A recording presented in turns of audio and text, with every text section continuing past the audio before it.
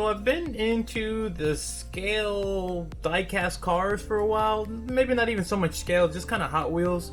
And there's actually a Hot Wheels series coming on the channel, so stay tuned for that. That's going to be exciting. But I'm undecided if I'm going to do a scale diorama, but I just got this to start off with. So what this is a 1/64 scale 3D photoreal kit. It pretty much brings everything as far as a pit garage. I went with this one because it's a pretty good size. I wanted a backdrop basically to introduce the cars and the racing, and we'll see how it goes from there. If I like this, I might continue to build on and just keep adding on from it. They have a huge collection for both 1/64 and 1/48 scale. So if you are into that, I'll leave a link in the description below. This is from Innovative Hobby Supply. Then they have a website and a shop on eBay. I paid, I think, 16 bucks shipped for this one, and let's see what comes inside. Okay, so we'll start from the top bottom. They include this red cable, which is just like a, I don't know, 12-14 gauge red wire. You get some sticks, which might be support, which is, this feels like balsa wood. This one's very, very light. They give you some landscaping moss, like what you see with the train sets. A needle and thread. I'm not sure what that's for, but we'll find out.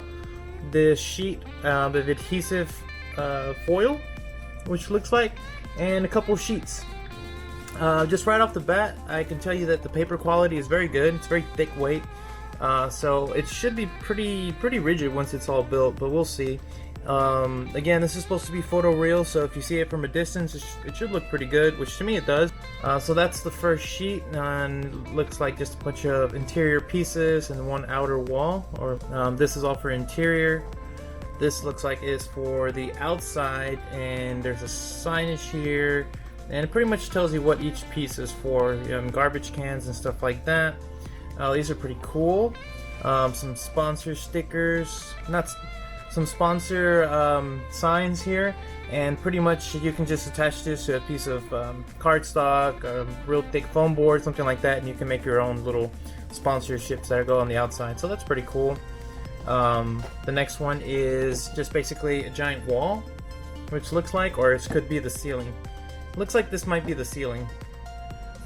This looks to be the interior, so this will be like where the car jack stands are and stuff like that. And then the final sheet looks like the exterior walls. So there's some clocks there as well. And the very final sheet is basically just telling you what the other kits are themselves. So there's actually no assembly instructions included, but they do give you a website to where you can go and you can see how the kit is built. So we're here going to the website Innovative Hobby. You're going to scroll over to where it says Build Kit Instructions. And here they give you the different assortments. They have 1/32 scale, 1/48, and in our case we're doing the 1/64 scale.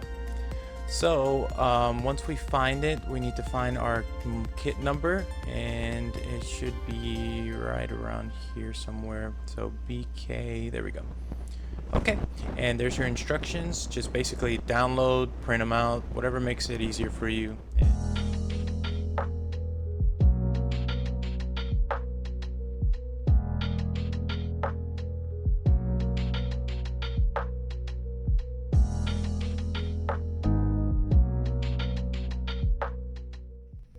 Alright, so everything has been cut. The next step that we're going to do is we're going to build the hydraulic lift. So what you're going to need are your two pieces for the hydraulic lift.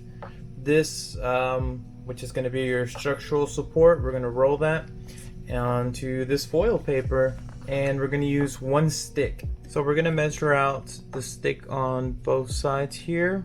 I'm going to go ahead and score it with the knife here, and that way I know where to cut. Once you have your pieces, you're gonna glue the top part onto here, and that's gonna be your 3D hydraulic lift. Now what I'm gonna do is I'm gonna color the sides here black, so that way it looks better to me, I think, if that's colored in black. So I'm gonna do that for all of the edges. There's our lift. Like I said, I think it looks a lot better with the black on the edge versus just leaving the wood color. So the next step is building the hydraulic lift, which is this little strip that was left over. Now this foil, this is going to be the only time you're going to need it, so it's okay to use the whole sheet on this one. Although it's extremely sticky. So what they want you to do is put it on there. We're gonna cut some of the excess off here. I'm gonna leave a pretty generous amount around it because this is my first time building this, so I'm not sure how much I'm supposed to leave just yet. And then we're gonna roll this up. This stuff is extremely sticky, like this is crazy sticky. And it cuts really easy. Okay, now that we have that, I'm gonna go ahead and fold it up. And we're gonna get a pencil or a pen. I'm gonna use this Sharpie here pretty much as a guide for this. So we're gonna start folding it, and that's gonna give it its shape. It's a round shape here. Just keep going and going and going. Once it's rolled up, I'm gonna cut this off, and we'll be left with just the hydraulic lift itself. So at this point, you're gonna choose which side you want the side to be upwards. The instructions say to leave this side up, which I agree with. I like that, the darker side, but it's totally up to you. Here at this point is where you can use your knife to cut it in half if you want it to sit lower. So it's really totally up to you if you want to even use this. So I'm gonna go ahead and glue that in. Just put a nice helping of glue right there. And I'm gonna try to get the flatter side on the bottom here. So I'll let that set, and then I'll drop some more glue on the inside so that it makes a better contact there. And I'll put some glue on the back side, again for more rigidity. And finally, after that's done, they're gonna glue it here.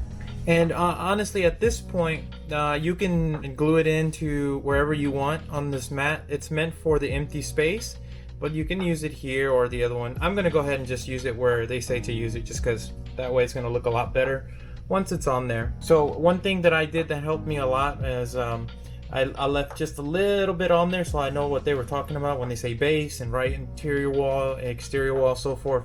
Obviously this is the base, but you know, just all you have to do is just cut that off once you use the piece. Now the next step after we finish the hydraulic lift is we're gonna work on this front here and give it some support.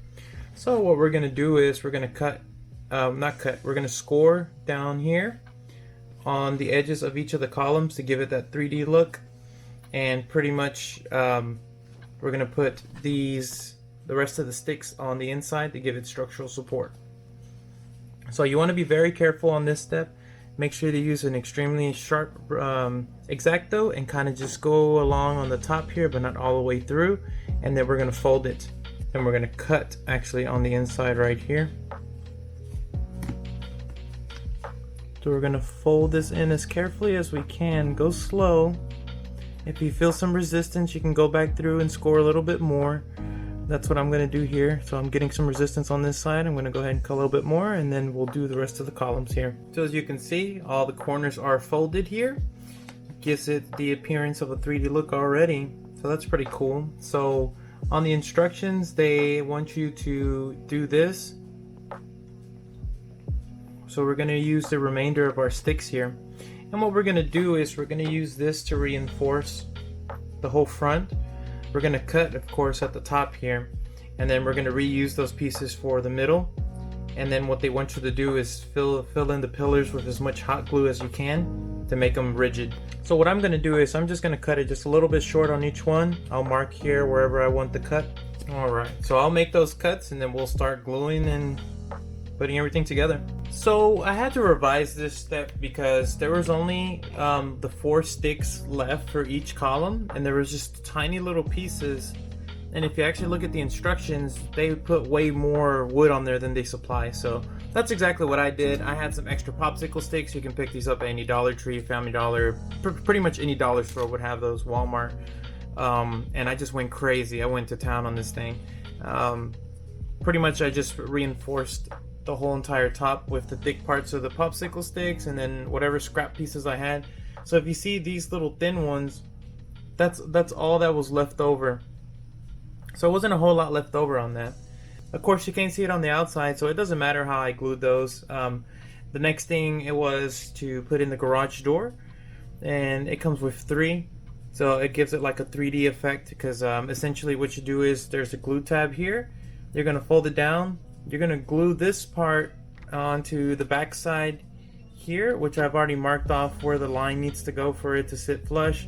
And then you're gonna glue one more time on the inside so that it looks like the 3D background.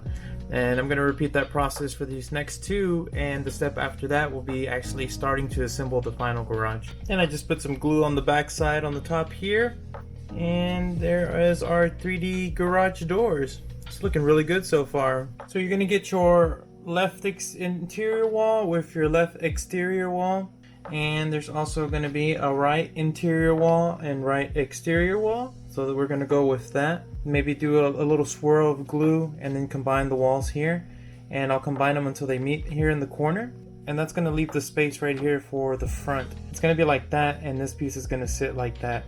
So what the instructions want you to do is set up the front first to where the front can stand on its own.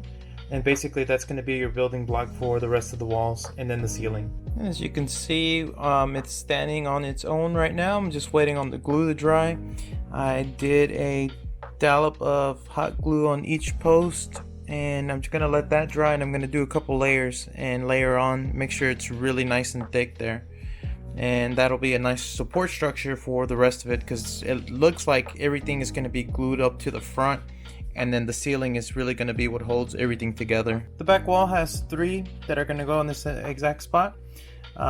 Just 1, 2, and 3. They're exactly the same, so it doesn't matter which way you put them in, and you will have this empty space on the top. So you just try to glue that in as straight as you can, and that's going to be your back wall. The first wall is up, and what I did was I used the big drop of glue, well, a big stream of glue, and it's slowly dripping down, and it's going to reach all the way down, and that'll hold the corner in place.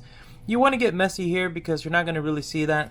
See, here we are on the outside, you can't really see it, so that's the kind of the look we're going for. I'm going to keep layering like I did on the column post, and I'm just going to keep putting more and more glue, make sure that it's just super tight. And then we'll repeat that for this wall, then the back wall, and then we'll do the ceiling. All walls are in place and are fully standing. I can pick up the whole diorama with just no roof. So the final step here as far as the building is concerned is doing this the roof itself. So you just got to score along this blue line, which is going to fold in, and then we're also going to glue that onto the inside, and that should give it a lot more structure as well. So the final step was to build the scale box, toolbox, trash cans, these compressor hoses that are hanging off, and there was another step to put a sign here on the front. I didn't want it because I'm going to make my own, and these little flag thingies were probably hardest thing in this whole project because you have to cut each one of these out, run the string, then put the glue on, and then actually glue it to the building itself. But that's it for the 1/64 HO pit garage. Looks pretty good overall. I like it. The only thing that I would like is more clearance out here in the front. I don't feel like they give you enough, but I'm sure you have to tie this into an existing set for it to look a lot better. But I mean, overall, I think I like it.